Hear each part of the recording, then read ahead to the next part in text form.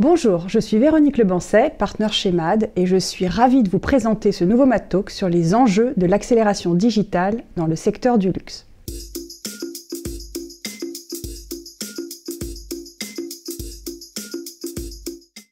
Quand on parle d'accélération du digital dans le luxe, nos clients sous-entendent la plupart du temps accélération du e-commerce. Rappelons-nous qu'en l'an 2000, moins de 2% des ventes étaient réalisées en ligne. 20 ans plus tard, juste avant la Covid, la plupart des acteurs du luxe frôlaient encore à peine les 10%.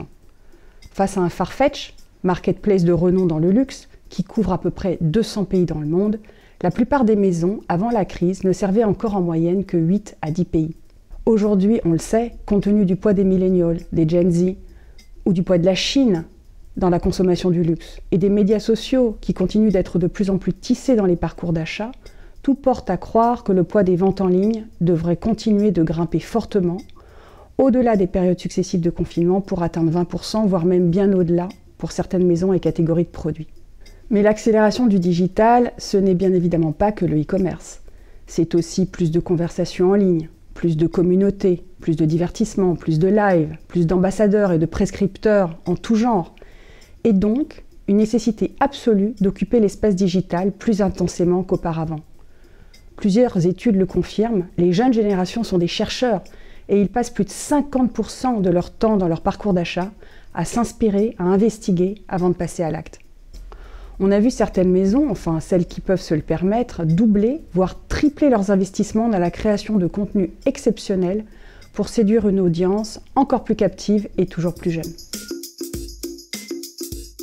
Et si on tire le fil, le digital va encore bien au-delà.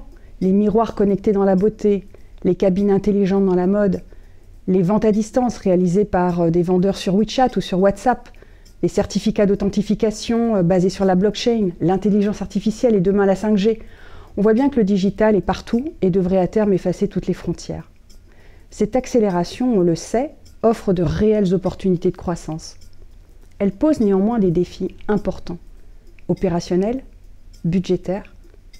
Mais ce n'est pas là qu'est le plus grand défi. Non, selon nous, l'enjeu principal est d'ordre culturel.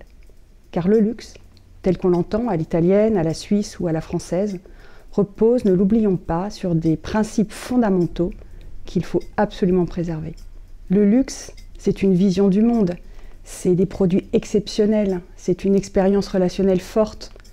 Or, au fur et à mesure que le nombre de points de contact se démultiplie, le challenge numéro 1 pour nous, pour les maisons de luxe, c'est de créer ou recréer une signature, que chez MAD on appelle signature expérientielle, pour que partout, on y ressente les mêmes émotions, on y partage les mêmes rêves, les mêmes valeurs, les mêmes convictions, on y poursuive la même quête, on y trouve le même ton, les mêmes rituels ou éléments de culte. On le sait, le click and collect, la livraison en 1 heure ou Apple Pay, c'est nécessaire bien sûr, mais ce n'est pas ça qui nourrit la désirabilité. Le luxe doit utiliser le digital pour affirmer sa singularité et garantir sa propre existence. Je vous pose la question, qu'est-ce qui fait que, dès lors que vous avez liké le post d'une maison de luxe, vous meniez une autre action après? Qu'est-ce qui va déclencher chez vous un réel engagement et peut-être même vous transformer en client ou même en prescripteur? N'est-ce pas une question d'émotion? C'est l'expérience émotionnelle totale dans laquelle la maison de luxe va réussir à nous plonger qu'il faut définir et activer partout. Donc, si des questions telles que « dans quelle solution tech dois-je investir » ou « comment mieux capter la data client et l'activer » ou « quelle roadmap digitale tracer pour les 5 ans à venir » etc.